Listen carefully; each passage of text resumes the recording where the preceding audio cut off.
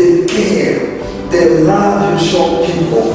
It is a seed that you plant in their mind, you plant in their heart, you plant in their presence, and you plant it in the future. Build the Bridge Fellowship. Help to prepare your life for eternal life with the Lord.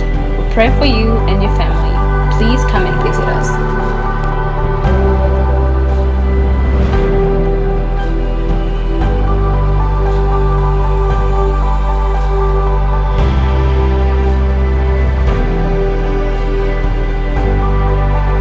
Lift up your faith, my brothers and sisters, and see the mighty power of God. The Lord is able to open the door where there seems to be no way. The Lord will come and intervene in your situation, and He will change it from an blink of an eye. Trust God, believe in Him, and see the mighty power of God in your life.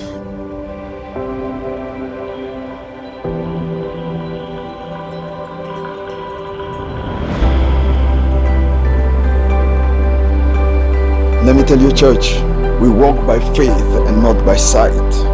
The problem you're facing today, it will go away tomorrow. Remember, tears coming during the night, but joy will come in the morning. Your morning is about to come.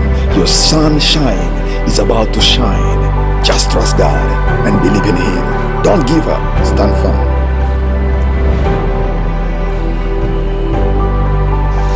Come and join us and let us cross the bridge together.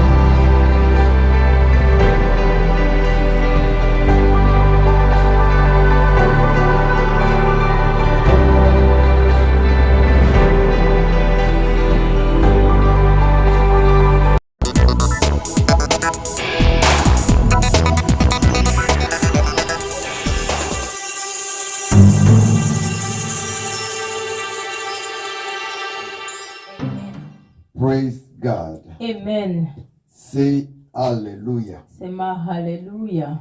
God is good. Mungu wetu ni mwema.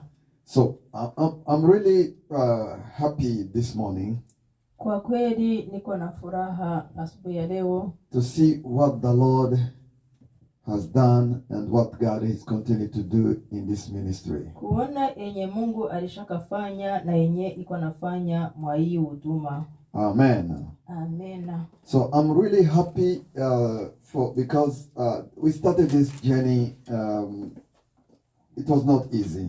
Nashukuru Mungu kwa kweli tulianza hii safari haikuwa rahisi. But the Lord has enabled us to continue to stand. Lakini Mungu ametuwezesha kusimama. And He has helped us to sustain and to do what He called us to do. Na ametuwezesha kusimama tufanye yaliyotuitia kufanya. And I do believe Na ninaamini that greater things are ahead of us. vizuri vinakuja mbele yetu. And the Lord will help us Na Mungu atatusaidia to do what He wants us to do. kufanya yaliyo mapenzi yake. And we are going to go a little bit deep about that. Tunaenda kuingia ndani kwa hayo. But before I go further, Mbele niende mbali. let me I'll call Pastor Betty to come here. Amen. I'm coming. Amen. Amen. Yeah, you can stand here with me. Amen. Hallelujah. Amen. I thank God Nashukuru Mungu for the journey He has blessed us to do with my wife and Pastor Betty. kwa safari yenye Mungu ametusaidia na pamoja na bibi yake Betty. As I said, it was not an easy journey. Vile nilisema kwamba haiko safari ya rahisi. Things was not easy. Vitu havikuwa rahisi. And the things are not easy even right now. Vitu haviko rahisi hata sahi. But with God, lakini pamoja na Mungu, He opened the doors. amefungua milango. He connect us. Ametuconnecte. And He continued to do things. Na ameendelea kufanya vitu. And we are so glad. Na tunashukuru. And we appreciate tunashukuru kabisa everything that the Lord has kwa done. kila chenye Mungu alishakafanya. And I thank Pastor Betty Nashukuru kwa ajili ya Pastor Betty for all the support and prayers. kwa ajili ya usaidizi na maombi. She's the one praying for the ministry. Yeye mwenja anaombea minister.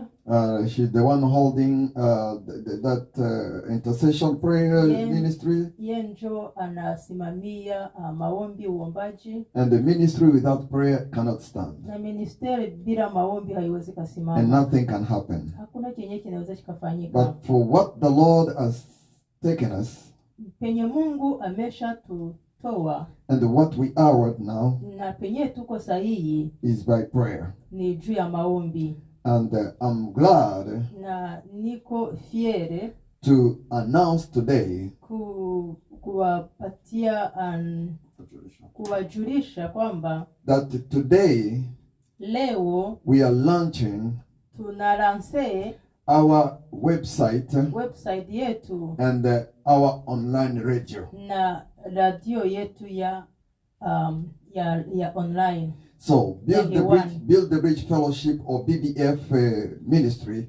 Build the Bridge Fellowship or BBF. Now we have our website which is running. Tuko na website yetu yenye iko sasa wazi. How do you say tufite? Yeah, can you translate in that language as well? Dufite online radio yatangiye gukora. In the website. Na website nayo yatangiye gukora. Hallelujah. Amen. So if you want to visit and to see what we are doing or what we are planning to do, kama unataka kutembelea uangalie kinye tuko tunafanya, yeah, you can go to www.buildthebridgefellowship.org. Unaweza kwenda kwa hiyo yenye amesema www.buildthebridgefellowship.org.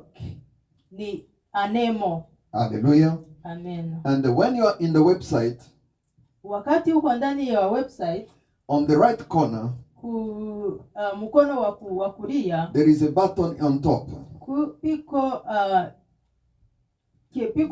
Piko button moya huko, and it is in green. Iko monani mu vert. You can click on that button. Unaweza kuitushe yako, and you go straight to the radio. Na unaenda immediately ku radio. And you can have live radio right there. Unaweza ukapata radio yenye iko live. We'll have different programs. Na tutakuwa na maprogramu tofauti. Hallelujah. And I know many people will be blessed. Najua watu wengi watabarikiwa. And you will be blessed too. Utabarikiwa na wewe. So once you receive those links, wakati unapokea hizo link, don't keep it for yourself. Usiziweke peke yako. Spread it. Na wewe uzipane kwa wengine. Let many people start to follow and listen to that radio. Acha watu wengi waanze kusikia hiyo radio. Because I assure you, kwa kuwa mimi na kuhakikisha, that people will be blessed. Watu watabarikiwa. On this radio, kwa hii radio, you will never hear commercial. Hautasikia kwa matangazo. Hautakuwa unasikia kwa mapublicity. It will be just the word of God. Itakuwa tu ni neno la Mungu. Prayer. Maombi. Gospel music.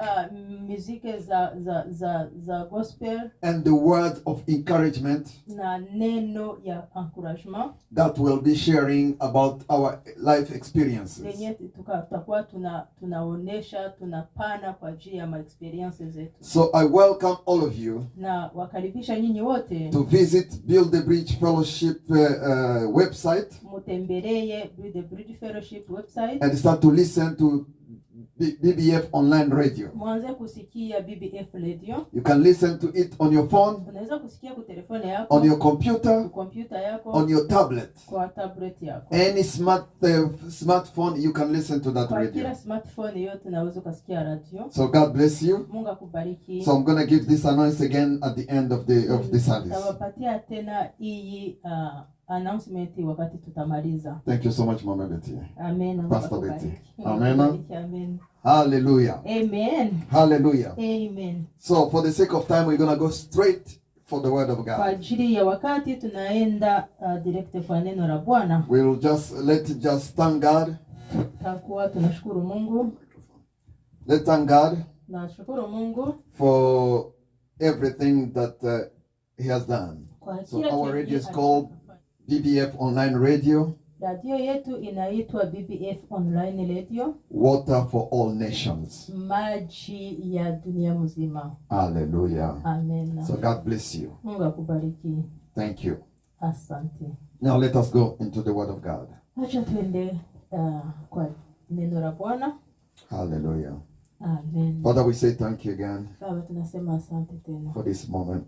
kwa ajili ya huu muda. Send the Holy Spirit, Lord, Tuma Roho wako to take control, akuwa kama control, to lead us, atuwezeshe and to speak with us, aongee pamoja nasi, that we may hear the word tuweze kusikia neno and be blessed. na tubarikiwe. Say amen, church. Sema amen kanisa. Hallelujah.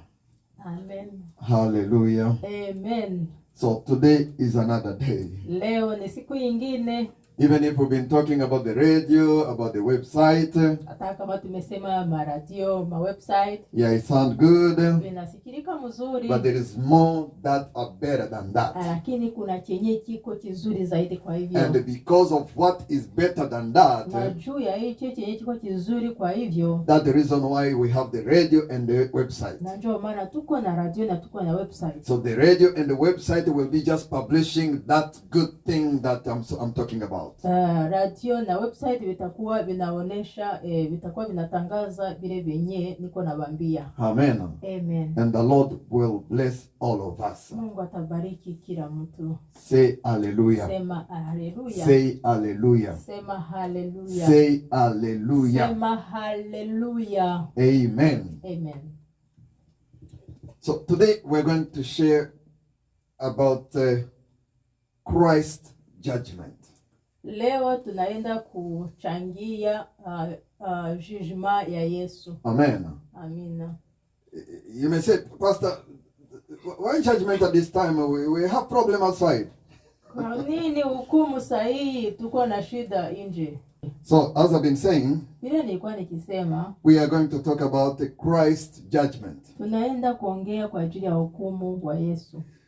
The judgment I'm talking about here Hukumu yenyewe naongea hapa is not what that is happening right now. haiko yenyewe iko inafanyika sahihi. Amen. Amen. It is not happening right now. Haiko inafanyika sahihi. Or is not happening today. Haiko itafanyika leo. Let me hope it's not happening today. Acha niseme kwamba haitafanyika leo. But I want to talk about things that will lead us to that judgment. Lakini nataka niongee kwa vile vyenyewe vitatupeleka kwa hiyo judgment. Or things that will help you and me Vile vyenyewe vitakusaidia na mie to pass that judgment. tuweze kupita hiyo judgment. Or to win, or to win that judgment. Wala tushinde hiyo judgment. All of us, we know that the judgment of the Lord will start in the church. Sisi wote tunajua kwamba hukumu itaanzia kanisani. Amen. Amen. When I say the church, I don't speak about the buildings, but I speak about you. Nikiongea kanisa siseme hiyo majengo, lakini naongea kwa ajili ya watu. You who accepted Christ. Wewe mwenyewe ulitika Yesu Kristo. Hallelujah. Amen. You are the one, judgment will start with you. Judgment itaanzia kwako. Amen. Amen. Hallelujah. Amen. So let us go into the book of Matthew. Tuende ku kitabu ya mtakatifu Mathayo. And we'll start to read from verse 31 to verse 46. Tusome kuanzia ku 31 mpaka 46. Amen. So Amen. today allow us just to read maybe in one language, and then for the sake of time, acha tusome kwa lugha moja kwa ajili ya wakati. and then Mama will, Pastor Betty will continue to interpret when I will continue to talk. Nitaongea wakati atamaliza kusema. So we read in the book of Matthew, Tasoma kitabu cha Mathayo chapter 25, 26 and verse 31 to 64.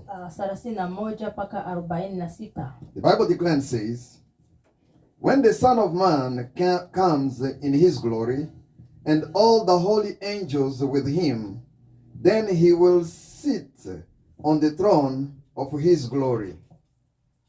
All the nations will be gathered before him, and he will separate them one from another, as a shepherd divide his sheep from the goats. And he will set the sheep on his right hand, but the goats on the left.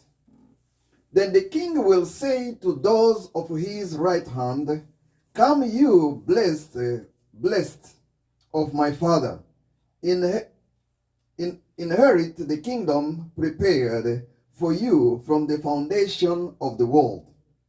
For I was hungry, and you gave me food.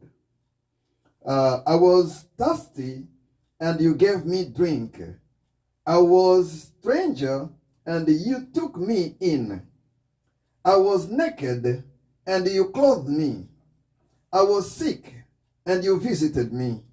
I was in prison, and you came to me. Then the righteous will answer him, saying, Lord, when did we see you hungry and feed you, or thirsty and give you drink? When did we see you a stranger and take you in, or naked and clothe you? Or when did we see you sick or in prison and we came to you? And the king will answer and say to them, Assuredly I say to you, inasmuch as you did it to one of the least of these brethren, of my brethren, you did it to me. Then he will also say to those on the left hand, Depart from me, you cast into the everlasting fire prepared for the evil and for the devil and his angels. For I was hungry, and you gave me no food. I was thirsty, and you gave me no drink. I was a stranger, and you did not take me in. Naked, and you did not clothe me. Sick, and in prison, and you did not visit me. Then they will also answer him, saying, When did we see you hungry, or thirsty, or a stranger, or naked, or sick, or prison, and did not minister to you? Then he will answer them, saying, Assuredly I say to you, inasmuch as you did not do it to one of the least of these, you did not do it to me. And these will go away into everlasting punishment, but the righteous into everlasting life. Let the saints say, Amen. Amen. Father, we thank you again for this word. We receive it, God. Holy Spirit, speak to us and bless all your sent to hear and understand all what you want the church to know. In Jesus' name, amen. Amen. Hallelujah. Amen. So I've been reading this portion of scripture for years. Tumesoma hii maandiko miaka na miaka. Since we were young, we hear these preachings. Wakati tulikuwa tuko watoto tumesikia hii mafundisho. But today we want to go a little bit deeper. Leo nataka tuingie ndani. And learn a little bit more. Tujifunze vitu mingi. Amen. Amen. So in verse 31 we hear the Lord is separating people. Mstari wa 31 tunasikia Mungu anachanisha watu. And the Lord came in his glory and he started to separate his people. Mungu anakuya ndani ya heshima yake anachanisha watu. So he separated people that the sheep and the goats. Anachagua mambuzi na makondo.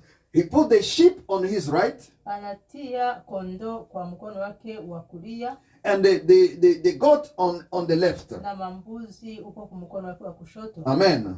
So before we go far, let's learn about the symbols that the Bible uses here. Acha tuangalie mfano wa hivi vitu vyenye Mungu ametia hapa. Let's learn about the sheep and the goats. Acha tujifunze kwa ajili ya kondoo na kwa ajili ya mbuzi. When you see a sheep, wakati umeona kondoo, you see an animal unaona ni nyama that is quiet. Yenye iko taratibu. is an animal ni nyama that follow the instruction of only one person, inafatana na madaraka ya mtu and they're a shepherd. na huyo mchungaji wayo. You cannot see a sheep Hawezi ukaona kondoo wandering in the neighborhood. iko inatembea kwa jirani. And if you see a sheep that is wandering in the neighborhood, Ukiona inatembea kwa jirani, that sheep is a dangerous one. hiyo itakuwa ni hatari sana. And you see that sheep attacking people. Utaiona iko inatakana na watu. Amen. Amen. So in another word, that sheep is possessed. Monja ingine hiyo kondoo imevamiwa. Amen. Amen. But most of the sheep will be just in their pasture waiting for instruction of their shepherd. Lakini makondoo za mingi zinakuwa zinabakia fasi moja, ziko zinangoja wala ziko zinasikiliza mchungaji wazo. And for that reason, Kwa hiyo wherever they are gathered sheep, penye makondoo ziko zinakusanyikia, you will see them are free. They don't tie them. Utaziona hawazifunge, ziko wazi. Because they're animals that are quiet and follow instructions. Kwa kuwa ni wanyama wenye wiko na utaratibu na wanafatana na venye mchungaji wao anaviambia. Now let us see on the other side of the goats. Tuangalie kwa hiyo kote ingine ya mambuzi. Amen. Amen. When you see a goat, you see an animal that cannot stay at one place. Ukiona hiyo mbuzi utaona ni mbuzi yenye iko mguruguru. The goat, even if you give it food to eat, ukipatia ta chakula majani ya kukula, it will be eating and looking around. itakuwa iko nakula meiko na chunga. If it can see another food the other side, ikiona chakula huko pembeni, it will leave the food that you give it itaacha ile chakula and follow the other one. Itaenda kufuatana Even if the other one is not good or is very, even if it's small. hata ikiona ile nyingine haiko ya mzuri, hata ni ya kidogo. Amen. And that's the reason why the shepherd who keep the goats, Ndio maana ukiona mchungaji anayechunga mambuzi, they always have a stick, kila wakati iko na fimbo, and every time they beat them. kila wakati anazipiga. Amen. Try to bring them where he wants them to be. Iko anajaribu kuzirudisha mahali penye zinapaswa kuwa. And the shepherd who shepherd the sheep, Alafu mchungaji mwenyewe anayechunga kondoo, he may have his stick, anaweza kuwa na hiyo fimbo, but it's not to hit the goat. haiko ya kupiga hizo kondoo zake. He communicates with the goat. He can make a sign, Anaweza kukomunicate na hizo kondoo kupitia sinye, or he can call their names and they follow him. anaweza hata kuziita kwa majina zinakuya. And where they are gathering goats, Penye mambuzi zinakusanyikia, you will see them being tied. zitakuwa zinafungwa. Amen. Why? Because if they leave them free, Kwa kuwa zikifunguliwa, they run away. zitakimbia, They'll go here and there. zitaenda huko na huko. And that's the difference between a sheep and a goat. Hiyo ndio difference yenyewe iko katikati ya kondoo na Now, mambuzi. why did the Bible use that example for God's people? Kwa nini Biblia inatumikisha hiyo mfano kwa watu wa Mungu? It's because among Christians, Kwa juu ndani ya Wakristo, among Christian or among believers, katikati ya Wakristo, there are those who look like sheep kuna wenyewe wanafanana na makondoo, and there are those who look like goats. kuna wenyewe wanafananishwa mambuzi. Amen. Amen. Now, brother, Ndugu, are you among the sheep or are you among the goats? uko mubambuzi wala uko mubakondoo? A Christian who cannot sit Mkristo mwenye haweza kaikara and humbling himself, aweze kujishusha peke, following instruction of his leaders, afatane na uagizo wa wachungaji wake. hallelujah, Amen. he will be a Christian Atakuwa Mkristo who tries mwenye anajaribu to lead himself. kujiongoza peke. Amen. Amen. And to know if you're among sheep or among goats, Kujua kwamba uko kumambuzi wala uko kumakondoo, who is leading you? ni nani mwenye anakuongoza? Who is your shepherd? Ni nani mwenye anakuchunga? Amen. Many Christians outside there, Bakristo bamingi hapa nje have become independent Christians. bamekuwa wenyewe bakujiongoza. Amen. Amen. You are not independent.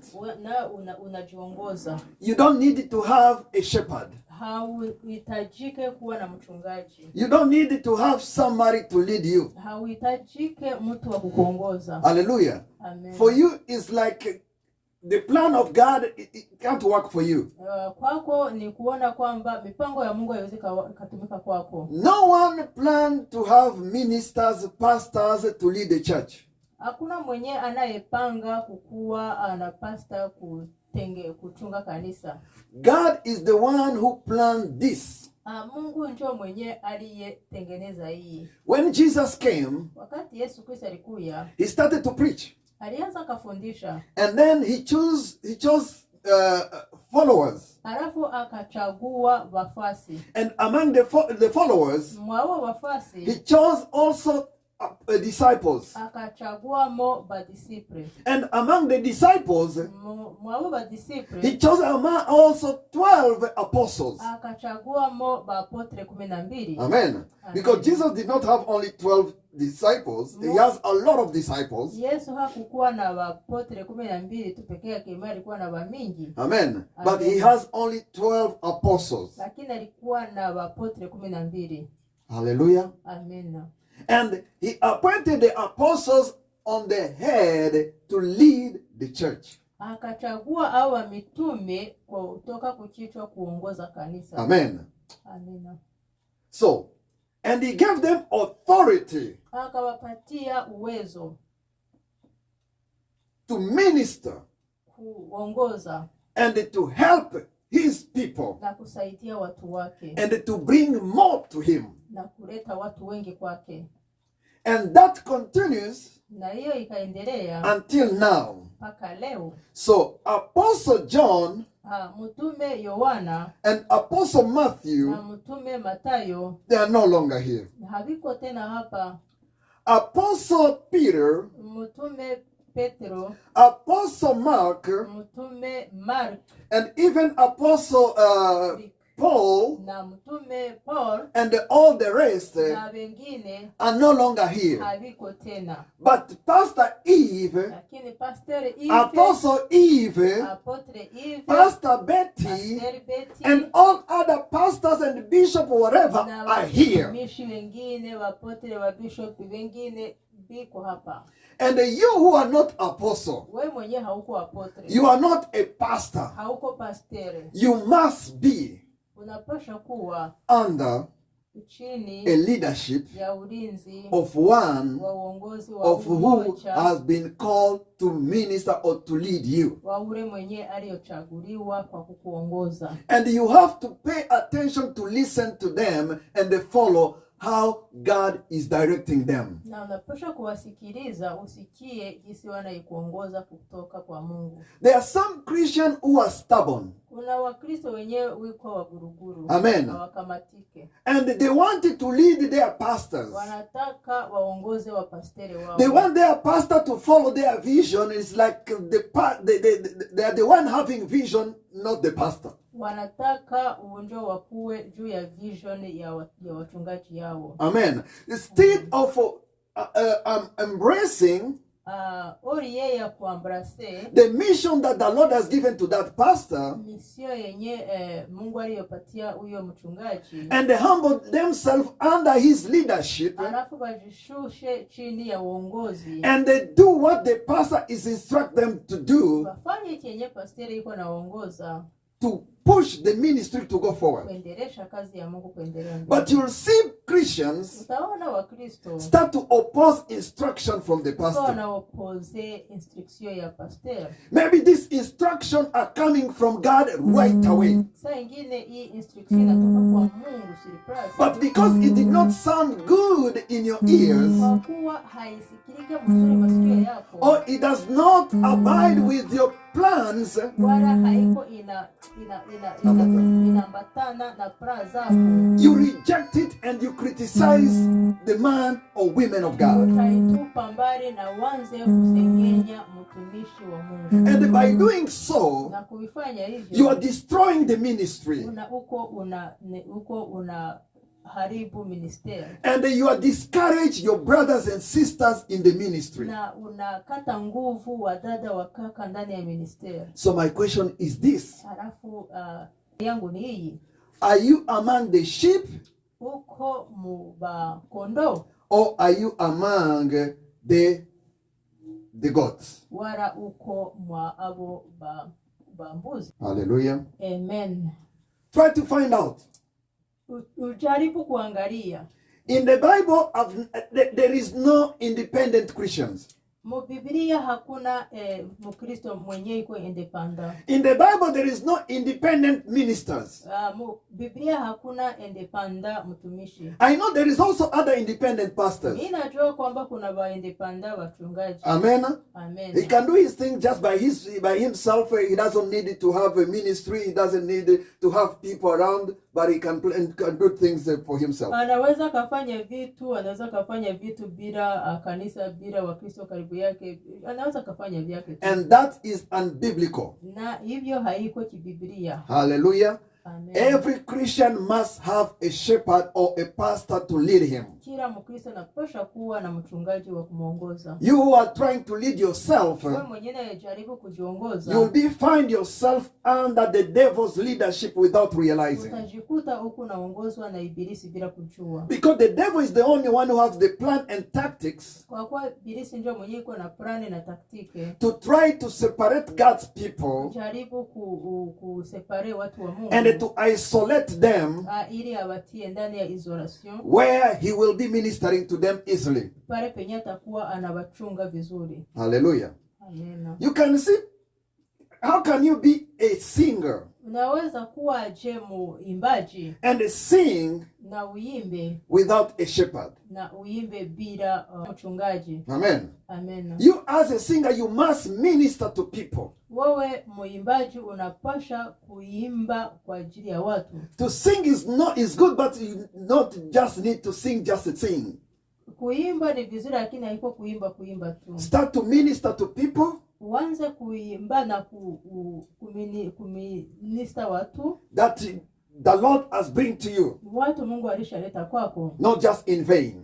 Iko tu hiyo hewani tu. Amen. Amen. Or you as a minister, Wewe sawa vile mchungaji. you do things, you play music, you preach, you have good ideas. Uko na mawazo mazuri, unaimba, unaongoza, unahubiri. Amen. Amen. To do those work on internet is okay, it's fine. Kuvifanya uko kwa internet ni vizuri. But it's much better Lakini ni vizuri sana if you can do it to people kama unavifanya kwa watu that you know is helping them. wenye unajua kwamba uko wanasaidiwa. Do you know how many times you posted things on internet? Unajua mara mingi unaweza ukatia vitu kwa internet. People will open it and delete right away. Watu watavifungura na vitu wanavifunga hiyo. And on your phone you will see that they opened it. Kwa telefoni yako utaona kama walivifungua. And you think that people are following you. Na utawaza kwamba watu wako wanakufuata. But no one is paying attention. Lakini hakuna hata mmoja mwenye yuko But anafuata. if I can spend 1 hour kama mimi naweza nikatumika hata saa moja. And I spend it to one person that I can see and one person that I know he's listening and pay attention to what I'm saying. Na ninatia huyo muda kwa huyo mtu mmoja, ninajua kwamba yuko ananisikia, najua yuko ananifuata. And I know that I can follow that person and see how that person is progressing. Na nione kwamba nafuatana na huyo mtu, nione jinsi yuko anainuka. It will be much better Itakuwa vizuri zaidi than chasing millions of people in vain. Kwa kufuatana na watu wa milioni bila kujua. And post things that I'm not sure that people will follow. Na hivyo vyenyewe na process sijui kama wanavifuata. And those who are following the preaching of pastors,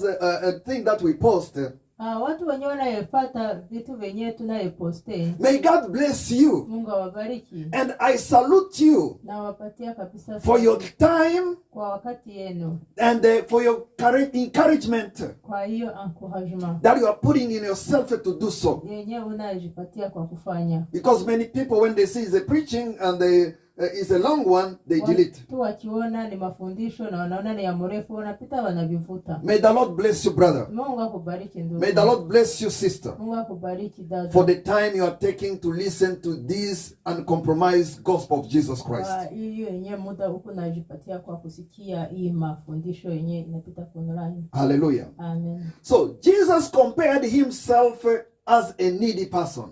Jesus wakajilinganisha na ule mtu mwenye iko na muhitaji. Amen. So Jesus compared himself as a needy person. Jesus akajilinganisha na watu wenye iko muhitaji. He knew that people that you are going to help in life, Mungu anajua watu wenyewe naenda kusaidia mu maisha. some of them will be unthankful.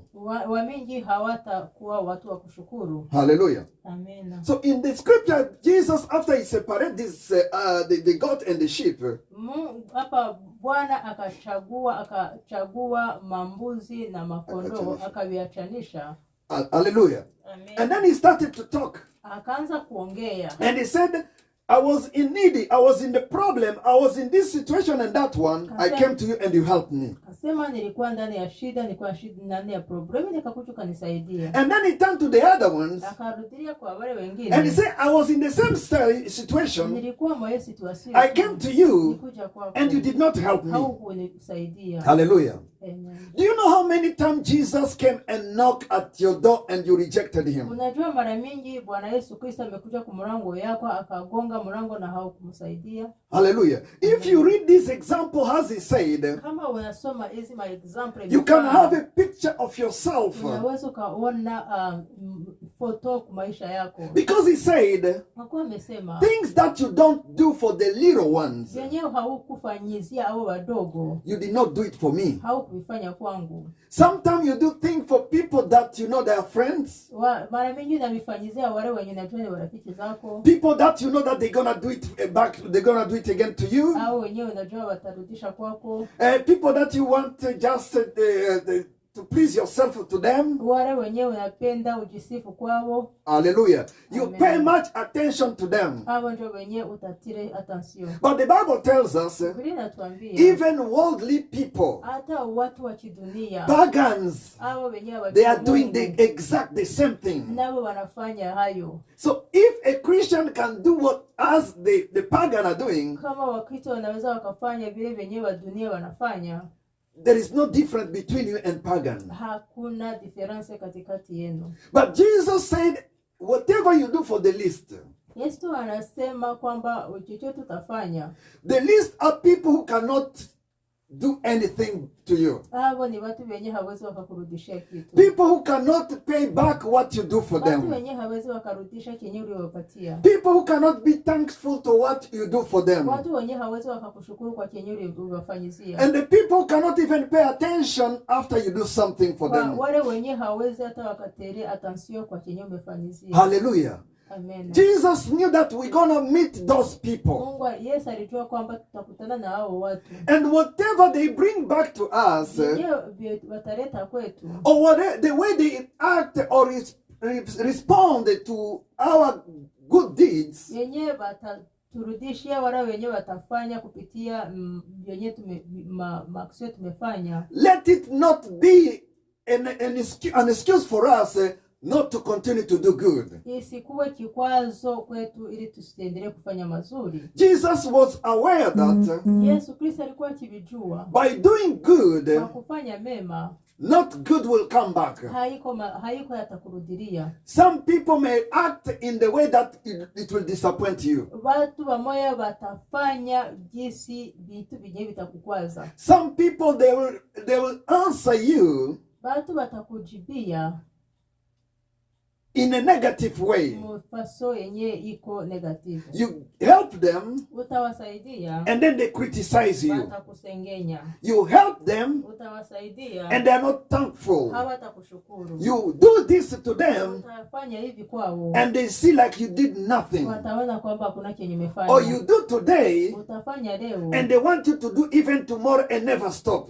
Wataka ufanye na kesho usistope. And the day you stop, Wakati utasimamisha, that the day they will hate you. na njoo siku watakuchukia. So what can we do as a Christian? Naweza tukafanya aje kama Wakristo? Should we stop it to do good because people are responding in a negative way? Tusimamishe kutenda mema juu watu wametujibia mubaya? No way. Hapana. We will continue to do good Tutaendelea kufanya mema. because we don't do for people. Hatutende mema kwa juu ya We are watu. doing it for Christ. Tutatendea Yesu. Amen. Amen. When you give me, Wakati unanipatia, don't say you are giving me. usiseme kama unanipatia. Because if you give me Kama mimi unanipatia, and you expect me maybe to say thank you or to do something, unangojea ni kwambie asante wala kitu kingine, you can be disappointed unaweza ukashangara. because you can give me something Unaweza ukanipatia kitu and I get distracted with something else niko distray na kitu kingine and I forgot to say thank you. nikasahau kukwambia asante. I've been we used to allow me to use this word. Acha niongee hii neno. Allow me to use this word, but it's not the proper word to use here. Wacha nisaidie niongee hii neno. Haiko neno ya kuongea hapa, lakini acha nisaidie niongee. Sometimes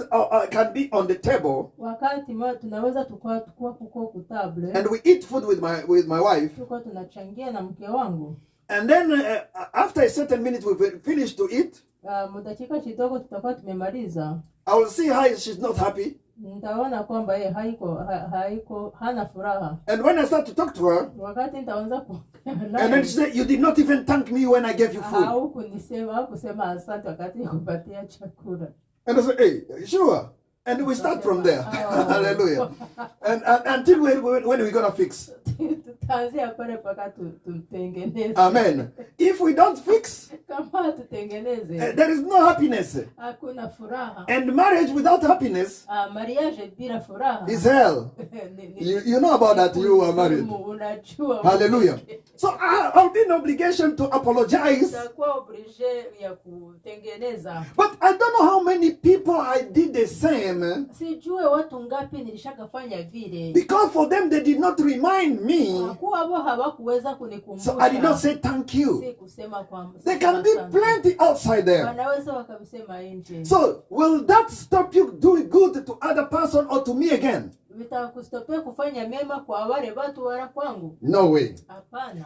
So many Christians are judgmental. Wakristo wa mingi weko wanajije. And once you judge people and you stop to do good, Na wakati unahukumu mtu pale unasimamisha mema. and Jesus will come to you one day Yesu Kristo atakuja kwako siku and will moja. tell you, Atakwambia, I was hungry, nilikuwa niko na njaa. you did not feed me. Haukunipa chakula. I was sick, Nilikuwa mgonjwa. you didn't visit me. Haukunitembelea. I was in the prison, Nilikuwa mprison. you didn't visit me. Haukunitembelea. I was naked, Nilikuwa navaa uchi. you did not clothe me. Haukunivika. Don't be among those who gonna say, Usikuwe pamoja kwa wao watasema, Lord, when did you come to me and I did not do those things for you? Kuja wakati gani na sikukufanyia? Let me answer that question for you before it comes to you. Acha nikujibia wakati hiyo ikuje kwako. Thing that you did not do to me, Yenye haukufanya kwangu. thing that you did not do to your neighbors, Yenye haukufanya kwa ujirani thing that you yako. did not do for people who are in need around you or far away from you, Vitu wenyewe kufanyizia watu wenyewe wiko muhitaji karibu yako na mbali. you did not do it for Christ. Haukuifanyizia Yesu. And then Christ will demand that to you. Na Yesu atakuuliza hiyo swali.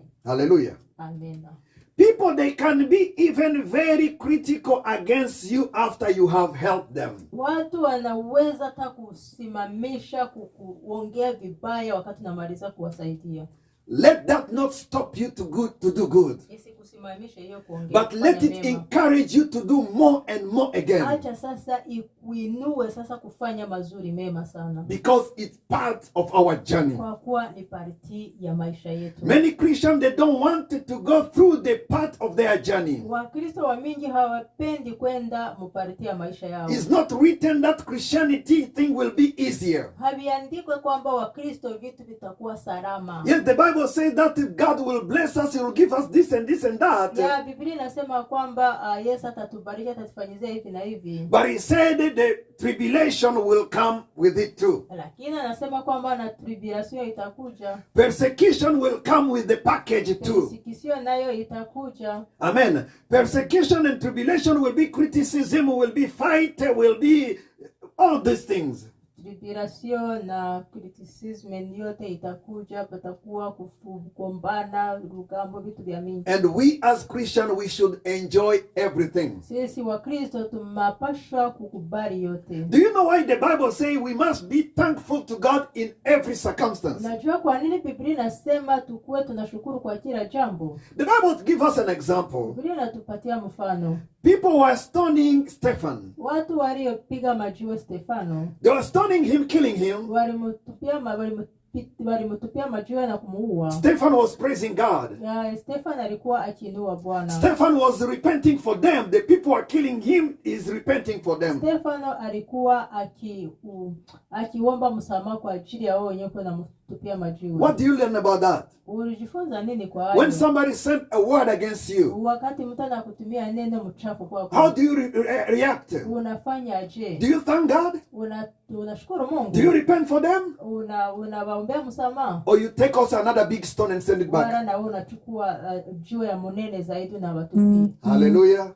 Those are the work of gods. Hiyo ni matendo ya mambuzi. Amen. Amen. You must be among the sheep. Unapasha kuwa kupartia makondoo. When you send a stone to a sheep, Wakati unatupia kondoo majiwe, you'll see a sheep just looking at you hiyo kondoo itakutizama and turn his head again. itarudisha kichwa yake. Amen. Amen. You need to learn this thing. Unapasha kuelewa hii mambo. When you help people, Wakati umesaidia watu, as I said, you do not help them, kama vile nasema haukuwasaidia, but you do it for Jesus umefanya kwa juu ya Yesu and for his kingdom. na kwa ajili ya ufalme wake. Whatever you do here Chochote nafanya hapa is written in a book in heaven. inaandikwa mu kitabu mbinguni.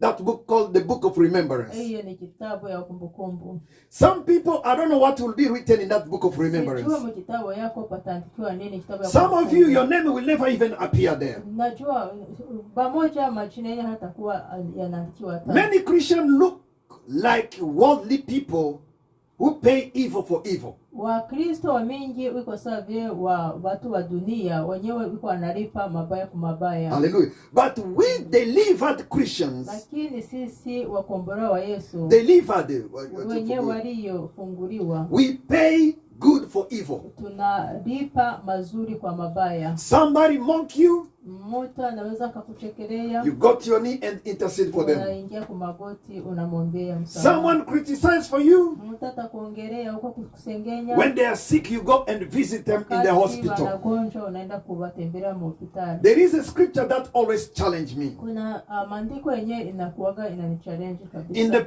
In Psalm, we are not going to read him. The Bible said David, Sema kama Daudi, he was praying and say, when his enemies were sick, alikuwa akisema kama waadui wake wakigonjwa. sorry, in Psalm 35. Ni Zaburi ya 35. Amen. When his enemies were sick, wakati enemy bake walikuwa wagonjwa, he went to his knee and intercede for them. alikuwa akienda kumagoti na He kuwaombea. intercede for them like somebody intercede for his friends and his brothers. Vile mwenye anaombea warafiki zake, And sometimes he will go even deeper and intercede for them and cry for them like somebody crying for his mother. Taenda inakuwa wakati ataenda mbali sana kulia, atatia kichwa yake chini kulia sana sasa vile mwenye nalilia mama yake. Will you do that for me if I wrong you? Ulishaka mifanya kwangu wakati nimekukosea? Or will you do that? Wala utafanyaka? Unaweza. wala unaweza kuifanya. Hallelujah. Amina. Let's see something else. Acha tuone kitu In kingine. the same book of Matthew chapter 19 Kitabu ya Mathayo 19 and verse 16. na mstari wake wa 16. The Bible says this. Biblia inasema, Now behold, one came and said to him, Good teacher, what good things shall I do that I may have eternal life? Hallelujah. Amen. This was a young rich man.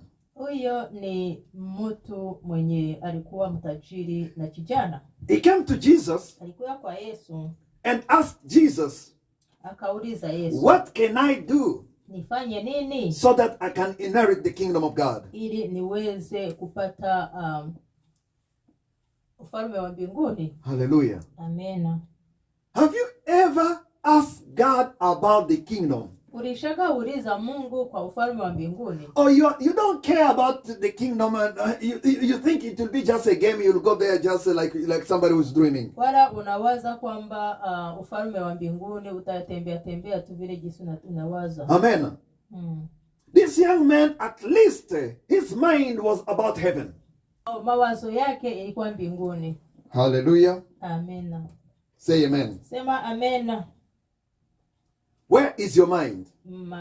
Mawazo yako iko wapi?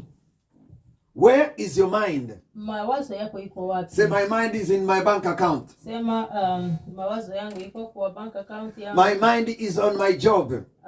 Mawazo yangu iko kwa kazi. My mind is in my pocket where my money is. Mawazo yangu iko kwa mfuko penye pesa zangu ziko. Hallelujah.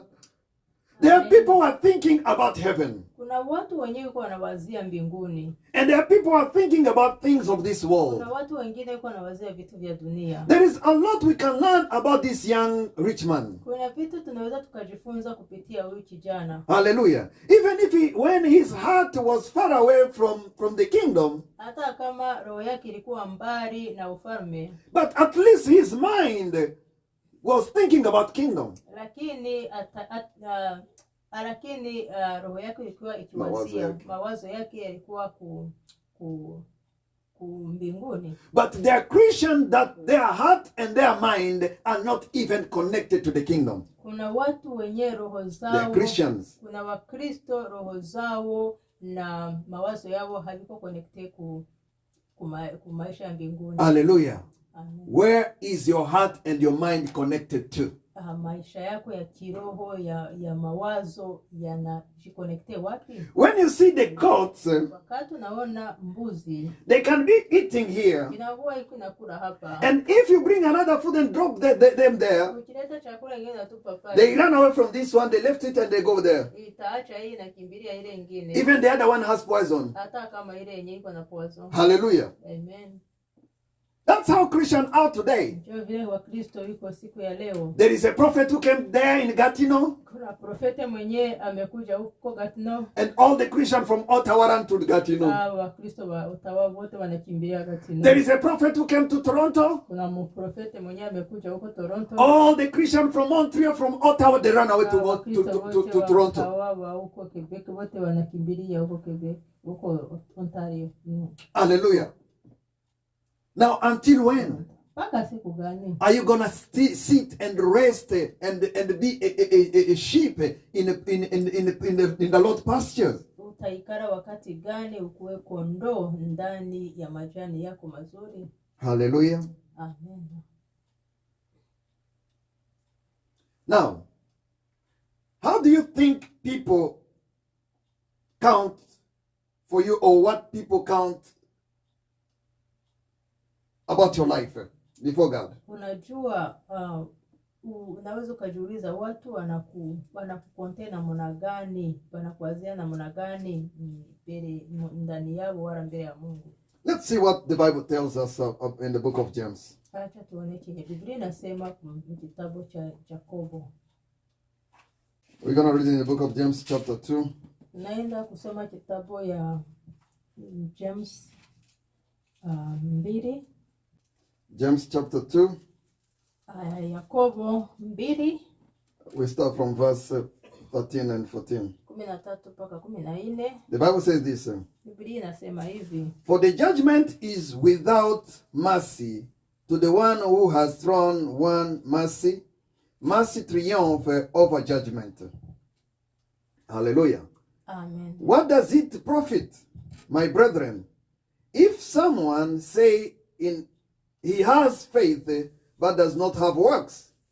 Can faith save him? Amen. Amen. So here the Bible is telling us that on the judgment does not have mercy. Biblia inasema hapa kwamba wakati wa hukumu hakuna rehema. Amen. There is no mercy with judgment. Hakuna rehema kwa judgment. When judgment comes, it judges. Wakati hukumu imekuja inahukumia. But verse 14 tells us, 14 inasema, what can you profit? Unaweza kuprofite nini? When you say you have faith, Wakati unasema kama uko na uaminifu, uko na imani without deeds. Bila matendo.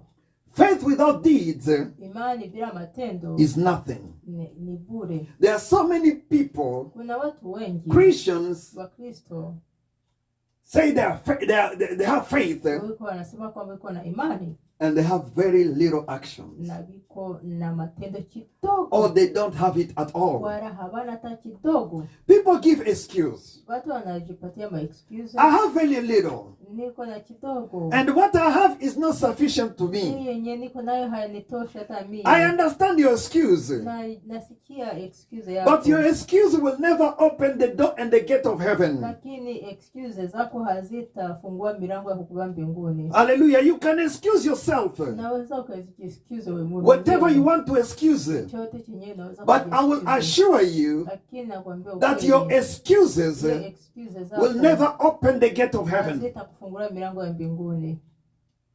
You will never measure what God is capable to do for you Hautakuwa na mezire chenye Mungu yuko capable ya kukufanyizia with what you see with your eyes or what you have in your hand. kupitia yale yenye uko naona wala yenye uko nayo mikono. But exercise your faith by doing good works to people. Lakini ujaribu kufanya mazuri kwa watu ya Mungu. Exercise faith by doing good work for the ministry, for the church that the Lord has placed before you. Ujaribu kufanya mazuri kwa kanisa, kwa watu, kwa yale yenye Mungu aliyokupatia. Learn to share even the little that you have. Ujifunze kuchangia yale kidogo unayo. It may not be enough for you, Inaweza kuwa haiko mengi kwako, but you can still share it with people. lakini unaweza tu ukachangia na watu. Don't wait until you have too much. Usingoye wakati utakuwa na vya mingi. Hallelujah. Amen. I have my principle, Niko na maprinsipe. and my principle say this: Maprinsipe zangu ni hizi. what is not enough Chenye hakiko kitoshe, is a seed. hiyo ni matoleo. What is not enough Chenye hakitoshe, is a seed. hiyo ni matoleo. If I have something that is not enough, Kama niko na kitu chenye hakiko I will plant it as a seed. cha kuenea, mimi nitakitoa kama vile matoleo. So be a cheerful giver Wewe ukuwe mtu mwenye wa kutoa and give. na upane. Do actions. Fanya action. If you have the gift of preaching, Kama uko na do ya kuhubiri, preach. na uhubiri.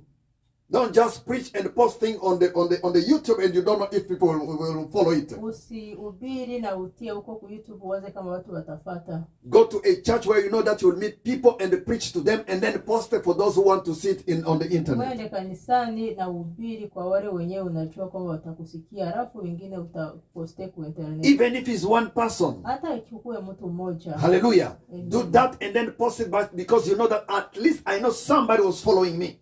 Uifanye na uposte na ujue kwamba at least niliona mtu, kulikuwa mtu mwenye alikuwa akinifuata. Hallelujah. Amen. The Bible said that blessed are those who died in Christ. Biblia inasema kwamba wale wabarikiwe wale wenye wanakufia ndani ya Yesu. Let's read that in Revelation 14:13. Tusome hapo ku Ufunuo 14:13. The Bible said this. Biblia inasema, Then I heard a voice from heaven saying to me, write, blessed are the dead who died in the Lord from now on. Yes, say the Spirit, that they may rest from their labors and their works follow them. Hallelujah. Amen. The Bible said those who die even in Christ, Biblia inasema hao wenye wamekufia ndani ya Yesu, the body does not follow them. mwili haitawafata, Friend does not follow them. watu hawatawafata, Wives and children are not following them. wabibi zao, watoto zao hawatawafata, Money in their account does not follow them. pesa zao hazitawafata, Cars and the building that they built does not follow them. magari na manyumba zote waliojenga But the vitawafata. Bible says Lakini Biblia inasema their works matendo yao follow them. yatawafata. If you die today, brother or Kama sister, unakufa leo, ndugu, rafiki, what do you think will follow you? ni kitu gani unawaza kitakufata? What do you think will follow you? Kitu gani wewe kitakufata? Hallelujah. Amen. There is thing that we can do here. Kuna vitu vyetu tunaweza tukafanya They will hapa, follow us na vitatufuata wherever we go. popote tutaenda. Life is not stop here. Maisha haistope hapa. There is another life which is better than this Kuna life. maisha mazuri kushinda yenye tuko There is nayo. another life that is precious and perfect than this Kuna life. maisha mazuri zaidi kwa haya yenye And tunaona. allow me to say this. Acha nikwambie hii. There is a real life than this one. Kuna maisha ya kweli kushinda yenye tuko nayo. This life is very short. Hii maisha tunayo ni ya kidogo sana. But there is an everlasting life ahead of Kuna us maisha ya mrefu haishake huko mbinguni. that will never end. Yenye hawezi yakaisha. That is a real Hayo life. ndio maisha ya ukweli. And your deeds, Matendo yako it will follow you in that life. yatakufuata kwa hiyo maisha. In another word, Njia nyingine it will be countable for your judgment day. itakuwa konte kwa ile siku yako ya judgment. To die in the Lord will be determined by what you did. Kukufa ndani ya Bwana itamaliziwa na ile matendo yako. Because the Bible says, blessed are the dead who died in the Lord from now on. Biblia inasema kwamba barikie ule mwenye anakufia ndani ya Bwana kutokea leo mpaka. Hallelujah. To die in the Lord Kufia ndani ya Bwana is not because you used to go to church. haiko kusema kwamba ulikuwa unaenda mkanisa kila siku. To die in the Lord Kufa ndani ya Bwana is not because one day you was a Christian. haiko kusema kwamba siku moja ulikuwa Mkristo. To die in the Lord Kufa ndani ya Bwana is not because your father, your mother are pastors or preachers. haiko kusema kwamba baba yako mama yako walikuwa ni Wakristo, ni wahubiri, wanafanya kazi ya Mungu. To die in the Lord, Kufa ndani ya you Bwana must be a born again Christian. unapaswa kuwa mtu mwenye umeokolewa. And a born again Christian Mkristo mwenye ameokolewa is a Christian who lives according to Christ's lifestyle. ni Mkristo mwenye anaishi maisha ya Kristo. Hallelujah. Amen. Do you live the life of Christ? Unaishi maisha ya Yesu. Do you criticize? Unasengenya? Do you speak false against people? Unaongea maneno mabaya kwa watu? Do you curse people? Unahukumia watu? What is that language? Na lugha gani yenye? Is that the language for Christ? Ni lugha ya Kristo. Have you ever criticized your pastor? Ulishaka ongea kusengenya watumishi yako? Have you ever criticized your brothers and sisters in Christ? Ulishaka sengenya wadada yako wakaka yako wa Kikristo? Spiritually speaking, what do you think you are doing? Kiroho unaongea, unafanya nini? Unaongea nini? You are killing. Unaua. You are destroying. Unateketeza. Is that the work of Christ? Hiyo ni kazi ya Yesu. Christ did not come to do that. Yesu Kristo hakuja kufanya He came to hayo. unify people. Alikuja kuunganisha watu. He came to bring us together Alikuja kuleta watu pamoja that we can love one another. ili tupendane.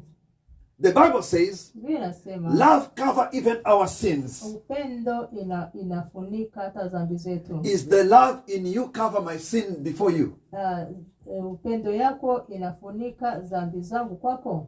Or it exposes my sins before people? Wala inexpose dhambi zangu kwa watu yote. If your love exposes my sin before people, Kama upendo wako inexpose dhambi zangu kwa watu, that is not love. hiyo haiko upendo. But if your love cover my sin before you, Kama upendo wako inafunika dhambi zangu kwako, that is love. hiyo ndio upendo. And that's what Jesus Christ came to do. Hiyo ndio yenye ileta Yesu Kristo. His love Upendo wake cover our sins unafunika dhambi zetu and he saved our lives. na kuokoa maisha yetu. And Jesus wants you, Jesus anataka your love, upendo wako to cover my sin ufunike dhambi zangu and preach to me na unifundishe and save my life. na uweze kuokoa maisha yangu. Can you do that? Unaweza kufanya hiyo? If you can do that, Kama unaweza kufanya you'll hivyo, become a good Christian. unakuwa Mkristo wa And kweli. when you die, Na wakati you will die in unakufa, Christ. utakufa ndani ya If you Kristo. can't do that, Kama huwezi kufanya vile, you are not a good Christian. hauko Mkristo wa kweli. I'm not judging you, Siko na kuhukumia, but I'm trying to help you. lakini najaribu kukusaidia. Say hallelujah. Sema amen, sema haleluya. It's now that you can prepare your destiny. Kwa sasa naweza kutengeneza destiny yako. Today is the day you can prepare for your destiny. Leo ni siku yenye unaweza kutengeneza destiny yako. And don't wait until it's too late. Usingoje wakati itakuwa haiwezekani. Because when you depart from this life, Wakati unachukuliwa kutoka maisha haya, there is no turning back. hakuna kurudishwa tena. There is nothing you can do. Hakuna chenye unaweza kufanya. Let's see in the book of Proverbs. Tuone mkitabu ya Proverbe. We are still talking of things you need to do Tungali tunasema vitu vyenye unapaswa kufanya so that you can escape the judgment day. ili uweze kukimbia hiyo siku ya hukumu. Because that day is coming. Kwa kuwa hiyo siku inakuja. And the church need to be prepared for that day. Kanisa inapaswa kuwa tayari kwa ajili ya You hiyo and siku. I, we need to be prepared for that day. Wewe na mimi tunapaswa kuwa tunajitayarisha kwa hiyo siku. And we're here to help one another for that preparation. Tuko hapa kwa kujitayarisha na kusaidiana. Proverbs chapter 28 Methali 28 and verse 27 says this. mstari wake wa 27. He who gives to the poor will not lack, but he who hides his eyes will have many curses. People who give to the poor, Mtu mwenye anayepatia wahitaji wa maskini, he will receive from the Lord, atapokea kutokea kwa and he Bwana. can lack nothing. Anaweza hawezi kuhitajika. Let me see clearly in my Bible if I see clear. Acha niangalie Let me vizuri open my eyes and see acha nifungue macho yangu if nione my Bible kama- says if you have too much, then you can give. Acha niangalie kama inasema kama uko na vya mingi alafu sasa njoo upane. Or if you have too little, don't give. Wakati uko na kidogo usipane. It does not say that. Haiku inasema It vile. says this. Inasema He hivi. who gives Wewe unaipana to the poor kwa watu maskini. will lack nothing. Hautakosa. What does it mean to me? Inaongea nini kwangu? It's unconditional. Ni condition. Whether I have or I don't, Ni kuwe wala sina. if I can give, Kama mimi naweza nikatoa. whether I have many or small, Kama niko na mingi wala kidogo. whether I have enough or that is not enough, Kama niko ya kutosha wala na sina ya what kutosha. I know about this Yenye verse, mimi najua kwa hii maandiko. if I give to the poor, Kama ninasaidia wa maskini, I will sintapungukiwa. lack nothing. Sintapungukiwa chochote. Hallelujah. Amen. Amen. Amen. You may say in Canada there is no poor people. Unaweza kusema Canada hakuna wa maskini. I've had people with those excuses. Nishaka sikia watu wanaongea hiyo maneno. Amen. And say in Canada there is no poor. Nisikia kama Canada hakuna wa maskini. There is welfare that is helping everybody. Kuna sosiali na inasaidia watu wa maskini. Let me tell you this. Acha nikwambie hivi. If you've never seen a poor person, Kama huyaona mtu maskini, if you never see a poor person, kama huyaona mtu maskini, allow me to tell you acha nikwambie that you can visit our website unaweza ukavisite website yetu, because there are poor people kwa kuwa kuna watu wa maskini that we know. wenye tunajua. Maybe your hand cannot reach there. Mkono wako unaweza haifiki pale.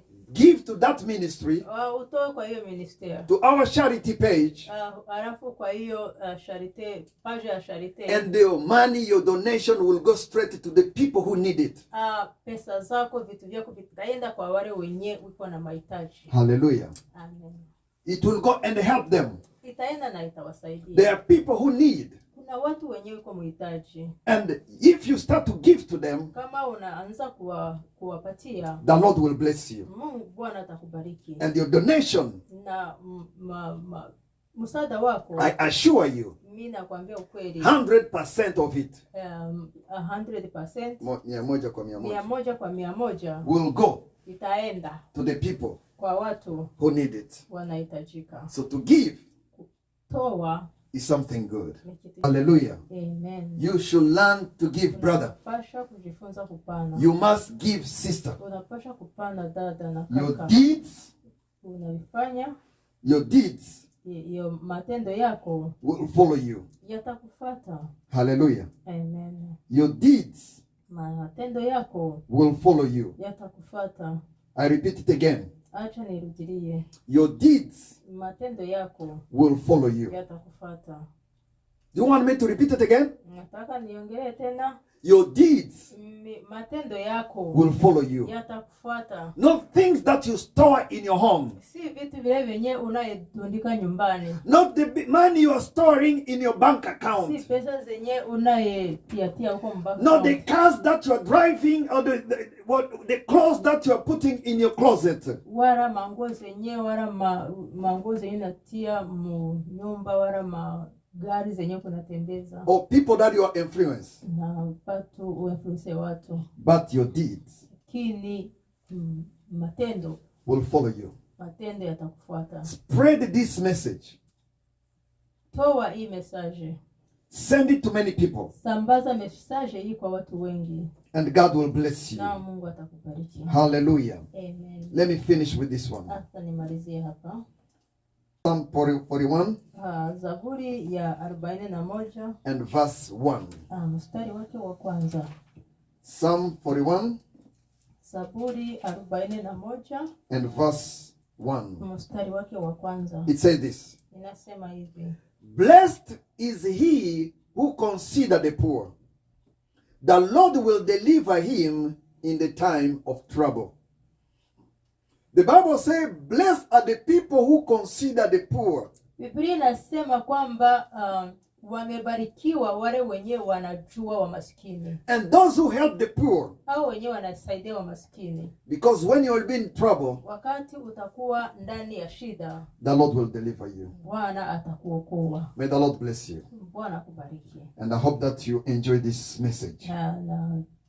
Nawaza kwamba umependezwa na hii message. If Jesus come today, kama Yesu Kristo anarudia leo, and you are doing these works, na unafanya hizi makazi, and you are a good Christian, na uko Mkristo wa kweli, you are among the sheep, kama wewe uko ndani ya bakondoo, not among the goats, hapana uko kwa mbuzi, the Lord will come and the Lord will deliver you. Bwana atakuja na Bwana atakuokoa, And you will pass the judgment. na utapita judgment. But if you are a Christian and you're among the sheep, the goats, kama uko Mkristo unafananishwa na mambuzi, and even if you do the good things, won't help you. hata kama unafanya vitu wenyewe visikusaidia. They are Christian who are goats. Kuna Wakristo wenyewe kwa sababu mambuzi. They say, I don't care to listen to what pastor is saying, Wanasema aviniambie kitu kusikia venye. but I can give my contribution. Lakini naweza nikatoa tu ma contribution. I don't care for what they're asking for, fasting, for praying. I don't go to those stuff. Na aviniambie venye wanasema vya kufunga, vya kuomba. I can go and fornicate. Naweza nikaenda nikafanya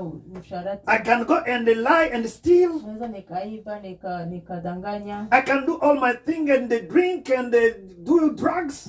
Naweza nikakunywa, nikavuta vyote. As long as I still give my tithing, I still give my offering, I still support the pastor, I'm okay with that. Wakati ningali mimi natoa maya 10, natoa pesa, nasaidia wapastere, vyote ni vizuri. That's what we call superstition. Hiyo ndio tunaita superstition. Amina. And that cannot help you. Hiyo haiwezi kukusaidia. That cannot save your life. Hiyo haiwezi ikagomboa maisha yako. The only thing that will save your life Kitu kenye kitaokoa maisha yako is to have the image of Christ in you ni kukuwa na image ya Kristo ndani mwako and to do the good na works. kufanya makazi mazuri. May the Lord bless you. Bwana akubariki. I can't leave this platform Na siwezi kuacha kutoka hapa kwa hii mtandao if I don't give you chance. kama sikupatia chance. Hallelujah. Amena. Amina. Amen. To give your life to Christ. Upatie Yesu Kristo maisha yako. You want to be among the sheep Nataka ukue pamoja na makondoo that on the judgment day of Christ ili judgment ya Kristo you may pass. uweze kuipita. Repeat this word after me. Ya maneno hayo, Say, dear Lord, sema Bwana, I surrender all before you. ninatoa yote mbele yako. I give my life to you. Natoa maisha yangu kwako. And I ask you to forgive my Nakuomba unisamehe dhambi zangu. forgive all my sins, Samehe dhambi zangu zote. all my trespasses, Kwa dhambi zote nilizofanya. and everything that I've Makosa done contrary to your will. yote nilifanya kwa mapenzi yako. I give my life to you. Napatia maisha yangu. Today I boldly confess Leo Bwana ninaomba that I accept you, Jesus, kwa kweli ninakujika Yesu. to be my personal Lord and Savior. Wewe Bwana na Mwokozi wangu. And I am a born again Christian. Remove my names in the book of the dead and write my names into the book of the living. When you come to take the church, you will pick me with them. Amen. If you just say that prayer, you are now a born again Christian. And may the Lord bless you. And may the Lord strengthen you. Our church, let us raise up our voice. And we're going to pray. You can give also your offering, your tithe, and any donation. And the Lord will bless you. Hallelujah. And let me also, before we start to pray, remind you that today we launch our website Leo tulianza website yetu and online radio. na online radio. You can go and visit us at Visite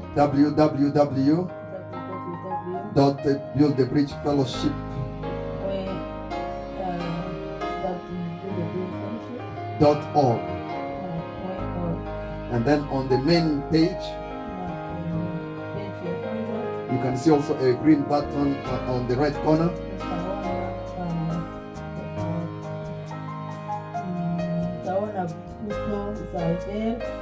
You can click on that and it will take you to the online radio live. And you can enjoy music because today we're going to just play music and at 6 we're going to pray together.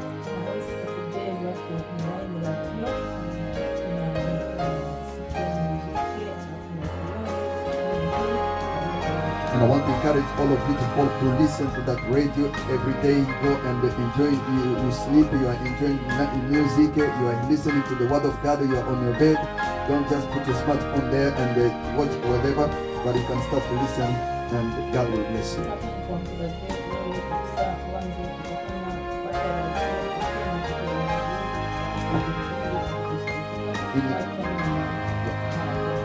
In your car, you can put it on. At work, you can put your headphone and you're listening to the radio and enjoy and receive the blessing from God.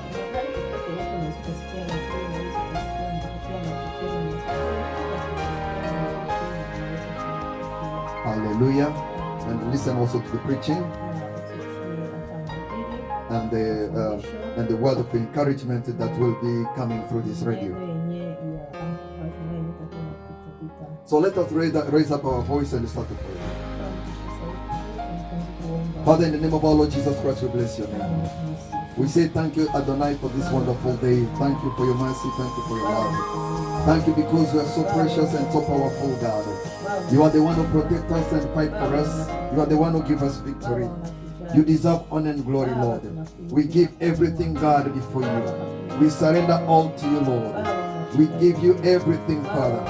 You are the King of Kings, Lord. You are the Lord of Lords. May your name be glorified. May your name be praised. May your name be worshipped. You deserve honor and glory. We pray, Lord, for all our brothers and sisters. We pray, Lord, for all the members of the Bridge Fellowship. We pray, Lord, that you may continue to encourage us, Father, that we may stand firm, that we may serve you, that we may do your will, Lord, and they continue, God, to do your work as you are asking us to do. Let us, Lord, produce good fruit, Lord. Help the church, Father, that we may stand firm. And we pray for our brothers and sisters who accept you today, that we may encourage them to stand firm and continue to serve you, Lord, and never go back again. We pray for all the saints, Lord, that we may embrace, Lord, your word, so we may embrace the model that Jesus Christ has given us, Father, and they live like Christ. Do as Christ, that we may do your will, and they continue, Father, to bless your name. May your name be glorified. May your name be worshipped. May your name be honored. We adore you, Lord. We glorify your name. We bless you, Jesus, because you're so good, because you're so precious to us. Let your mighty power, let your mighty hand come upon each and every one of us. Strengthen us, God. Help us to stand firm. Help us to stand bold, that we may serve you, that we may worship you, that we may do your will for the rest of our lives. I pray for my family. I pray for my brothers. I pray for my sisters. I pray for all the saints, God, to encourage us, God, that we may come together and we may pass the judgment day, that we may not be condemned, that we may not be found among the sheep, but among the goats, but we can be found among the sheep and minister to you and serve you, Lord, as we praise your name, as we glorify your name, that we may inherit the kingdom of God, that we may inherit the kingdom of God. You are the King of kings and the Lord of lords. Father, we bless you. Father, we glorify you. Father, we adore you.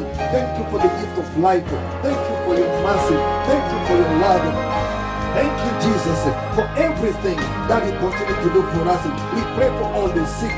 We pray for all brothers and sisters who are not feeling well, who are in pain, who have troubles, who have needs. We pray, Father, that you may meet their needs.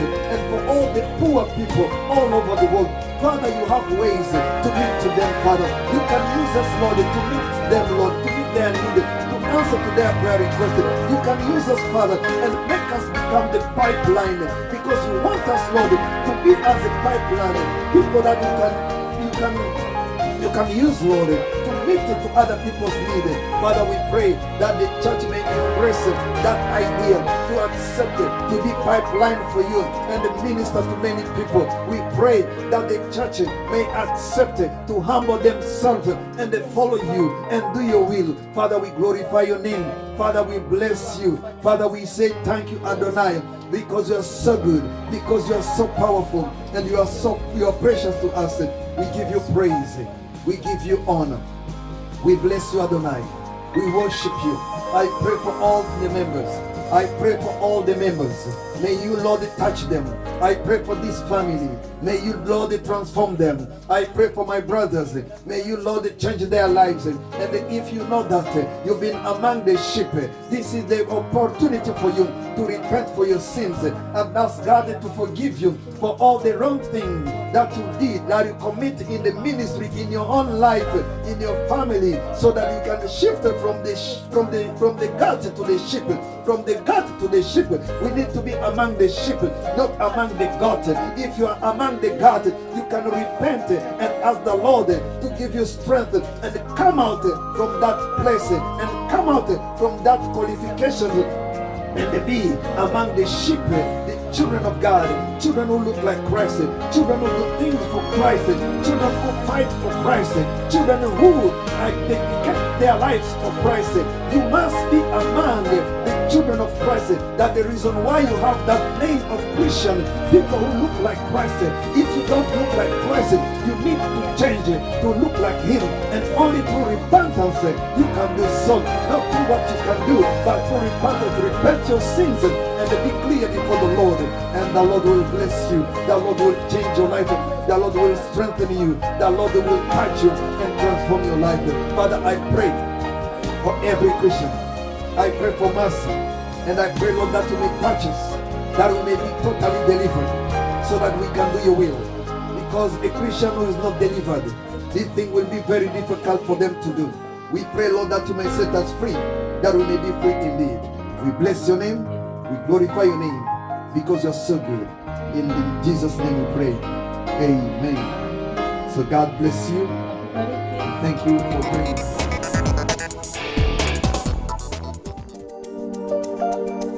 Build the Bridge Fellowship. Help to prepare your life for eternal life with the Lord. We pray for you and your family. Please come and visit us.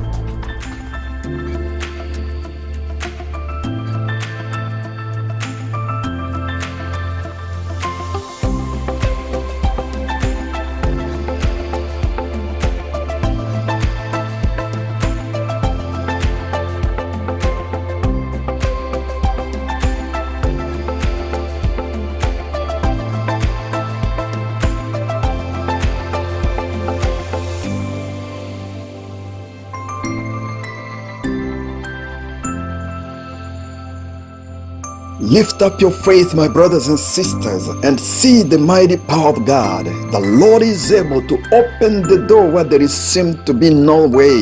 The Lord will come and intervene in your situation, and He will change it from a blink of an eye. Trust God, believe in Him, and see the mighty power of God in your life.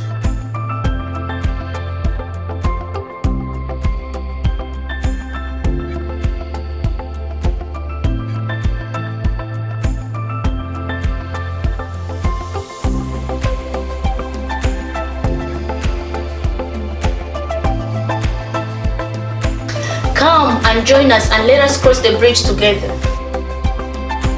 Here at the Build the Bridge Fellowship, we help people like you to prepare your life for eternity with the Lord your God. Please come and join us. We fellowship together. We pray for you, for your family, and for your loved ones. Come and visit us, and God bless you.